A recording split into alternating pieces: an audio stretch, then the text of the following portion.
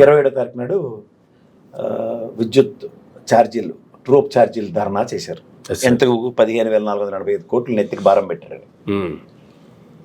ఇప్పుడు ఆశ్చర్యం ఎలా ఉందంటే అండి, గత ప్రభుత్వంలో అంటే జగన్మోహన్ రెడ్డి గారి ప్రభుత్వంలో విద్యుత్ ఛార్జీలు పెంచారు. పెంచిన వాటికి అపోజిషన్ పార్టీగా తెలుగుదేశం ఎప్పుడూ ధర్నాలు చేయలేదు. మీకు అర్థమైంది, నేను చాలాసార్లు నా విశ్లేషణలో కూడా చెప్పేవాడిని. ఇవాళ శ్రేణులు సమాయత్తమై రోడ్డు మీదకి వచ్చి ధర్నా చేస్తే అదేంటిది పెంచినోడికి ఎక్కడ హక్కు ఉంటుంది అంటే పెంచినోడు పెంచాడు. మీరేం చెప్పారు? నేను కాంట్రడిక్షన్ మీదే మాట్లాడతాను. విద్యుత్ ఛార్జీలు పెంచాడు జగన్మోహన్ రెడ్డి అన్న దగ్గర ప్రజలకు నచ్చలేదు, నిజమే. ప్రభుత్వం మీకు మార్చిచ్చారు. మీరు చెప్పిన మాటలేంటి? విద్యుత్ ఛార్జీలు పెంచాడు, బాధుడే బాధుడు అని చెప్పి అవహేళన చేసి ఆ ప్రభుత్వ స్థాపన నుంచి మీ ప్రభుత్వం తీసుకొచ్చి మీరు బాగుతుంది ఏంటండి? అంతకు మించి వీపు మీద దెబ్బలు ఇస్తే మీరు నడ్డెర కొట్టేస్తారు రకంగా మనుషులకి. ఎందుకు నేను వీపు మీద దెబ్బలకి నడ్డి మీదకి ఎందుకు కంపేర్ చేస్తున్నానంటే, వీపు మీద దెబ్బలు అనుకోండి 4 సరిసినా ఓ 10 ఇప్పుడు ఇంట్లో చూడండి అమ్మ 4 కొట్టి సాయంత్రం ఒక తాయిలు వస్తుంది, చాక్లెట్ బిస్కెట్ ఇచ్చి రే 7 పోనరా అని చెప్తుంది. అలా అమ్మఒడు ఏదో మీరు చెప్పిన నానబుడ్డు ఏదో కథలు వేరే సంగతి. ముందైతే ఓ సంక్షేమ పథకాల రూపంలో జనాలు జేబులో 10 రూపాయలు ఇచ్చారు కదా ఆయన సంవత్సరాల బడ్జెట్, దాన్ని నేను వీపు మీద కొట్టడం అంటాను.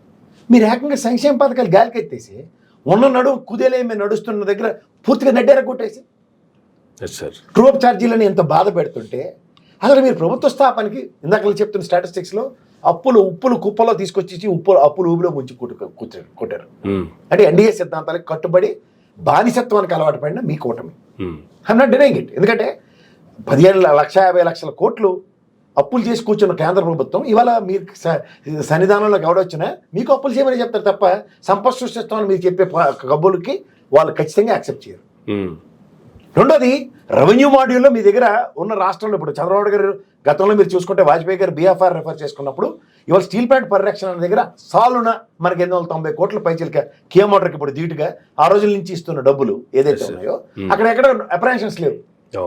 సో అట్లా సంపద సృష్టిస్తాం దగ్గర ఉన్నదాన్ని సర్వే చేసుకునే కాన్సెప్ట్లో ఏం చేస్తారన్న దగ్గర వీళ్ళ దగ్గర ఆన్సర్స్ లేవు. ఇప్పుడు ఈ ట్రోప్ ఛార్జీలు అంటే గత ప్రభుత్వానికి ఈ ప్రభుత్వానికి ఉన్న గ్యాప్లో మీరు ఏం ఎత్తేస్తున్నారు అన్న దగ్గర ప్రజలకు ఒక ట్రాన్స్పరెన్సీ లేకుండా నాణ్యమైన విద్యుత్ అంటే ఎన్ని కరెంటు కోతలోనే ఏముంటున్నాయో తెలుస్తుంది. రైతులకు ఒక పక్కన ఉచిత విద్యుత్తులు అని చెప్పి విద్యుత్ మోటార్లు మీరు బిగిస్తుంటే ఇలా బాధ అంతా ఏంటంటే శ్రేణులు సమాయత్తమై ప్రజా పోరాటం అన్నప్పుడు పిలుపునిస్తే బయటకు వస్తున్నాయి. ఏ పార్టీకి? వైఎస్ఆర్సీపీకి. 6 నెలల్లో ప్రజలు అది మీరు వైఎస్ఆర్సీపీ అని బోర్డు వేయండి లేకపోతే వేయకపోండి, వైఎస్ఆర్సీపీ శ్రేణులు అన్నా సరే ఆంధ్రప్రదేశ్ ప్రజలే కదా నా ప్రాస్పెక్ట్లో మాట. వాళ్ళ రోడ్డు మీదకి వచ్చి మీకు నిరసనలు కార్యక్రమాలు 6 నెలల్లోనే తెలియజేస్తున్నారంటే మీ పరిపాలన ఏ దిక్సూచిలో నడుస్తుందో ఒకసారి చూసుకోమానండి. 4 దిక్కులు 8 మూలాలు ఉన్న ఈ దేశంలో ఏ మూల నుంచి మీరు ఏ పరిపాలన చేస్తున్నారో ఒకసారి చూసుకోండి. ఇంత అపార అనుభవం ఉన్న వాళ్ళు, ఇప్పుడు అనుభవ రాహిత్యం ఉన్నవాడు ఎవరో జగన్మోహన్ రెడ్డి లాగా ఫస్ట్ టైం మీరు వచ్చారు కాబట్టి మీరు చేసిన అవహేళనన్నీ భరిస్తూ ఉంటే ప్రతి లెక్క అన్న పైసలతో తేడా అవుతుంది. యాన్ని చేడ తెచ్చిండ్రు, యాన్ని చేడ పెట్టిండ్రు అంటే మీ కాడికి వచ్చారు కల్లా ప్రజలకి ఒక వాస్తవ రూపంలో ఎక్స్పోర్ట్స్లో మీరు ఐటీ సెగ్మెంట్లో లోకేష్ గారిని మిమ్మల్ని మీరు అభివర్ణించుకునే విధానంలో స్టాటిస్టిక్స్ ఆర్ డౌన్ సైజ్డ్. మీరు ప్రాథమిక అంచనాలతో మీరు ప్రవేశపెట్టుకున్న దాంట్లో ఎక్స్పెక్టేషన్స్కి రీచ్ అవడంలో కూడా కనీసం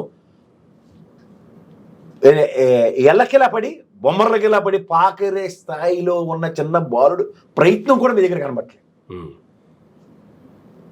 వేరాస్ ఇప్పుడు మీరు చిన్న విజయవాడ తుఫాన్ ఎక్స్క్యూజ్ తీసుకుందాం అనుకోండి, ఇంతకన్నా ప్రాణాంతకమైన కరోనా పాండమిక్ సిచ్యువేషన్ 2 సంవత్సరాలు ఎదుర్కొని జగన్మోహన్ రెడ్డి స్టాటిస్టిక్స్తో ప్రతిదీ జీడిపి GSDPలతో కూడా కంట్రిబ్యూషన్స్తో దేశంలో మెరుగైన ప్రొవిజన్స్ చూపించుకుంటూ వచ్చాడు కదా, including industrialisation.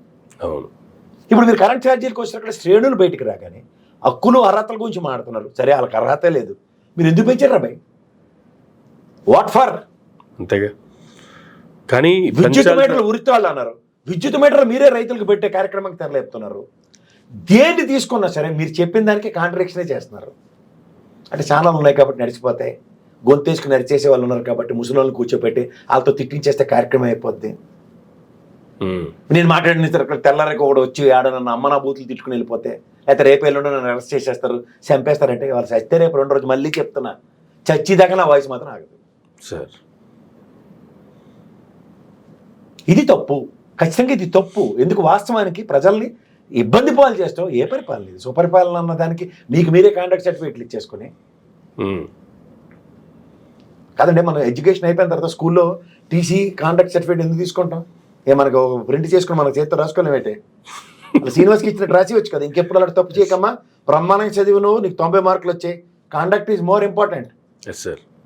What sort of misbehaviours have done in the school సినారియోలో నాకు మా హెడ్ మాస్టర్ గారు స్కూల్ ఇచ్చే కాండక్ట్ సర్టిఫికేట్ మోర్ మ్యాటర్స్. అంతే కదా.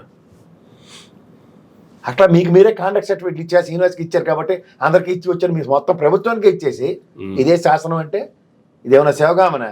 ఆ ముసిలి చచ్చి ముందు దానికే జ్ఞానోదయం బొడ్డో నెట్టుకుని వెళ్ళి రామరాజ్యాన్ని పునఃప్రతిష్ఠించుకుంది. అలాంటి పరిస్థితి తెచ్చుకోకండి. నిజమే, ప్రభుత్వ ఏర్పాటుకి ప్రజల వ్యతిరేకత, ఐఎమ్ నాట్ డెనయింగ్ ఇట్. కానీ మీకు ఏ మాటలు చెప్పి మీరు ప్రభుత్వం స్థాపించారో ఆ మాట మీద కూడా నిలబడకుండా విభిన్నంగా మీ ఇష్టం వచ్చిన ఏకఛత్ర పంచి ఇప్పుడు ఇటు తిరిగి పవన్ కళ్యాణ్ ఎగేసుకుని కడపపోయి ఆ ఎంపీడీ గారిని తన్నడని దాని మీద ఇష్యూ నడుస్తుంది ఇప్పుడు. వాళ్ళ జడ్డిమాలోకం కూడా ఎవడో వెళ్ళి తన్నాడు. ఎందుకు తన్నాడంటే వాడికి బుద్ధి జ్ఞానం లేక. ఎందుకు తన్నాలి? ప్రభుత్వ ఉద్యోగులు అలా తీరుతుంది, లంచాలు అడుగుతున్నారు. ఎవరైనా తన్నేమో మనం? అలా భారతీయుడు సినిమాలో బాలక ఎవరు కమలాసన్ గడికి డిస్క్రిప్షన్స్ ఉన్నాయి కాబట్టి ఆడు ఓవర్ యాక్షన్ చేశాడు సినిమాలో. మీకు మన మొహాలకి ఎవరికైనా పౌరుషాలు ఉండి సెట్ అయ్యా సార్? లంచాలు జడ్డి వేదంలో ఇచ్చుకుంటున్నాం కదా. ప్రభుత్వ ఉద్యోగి సరిగ్గా పనిచేయకపోయినా మనం జడ్డి వేదంలో భరిస్తున్నాం లేదా? తంతే ఏమవుతుంది?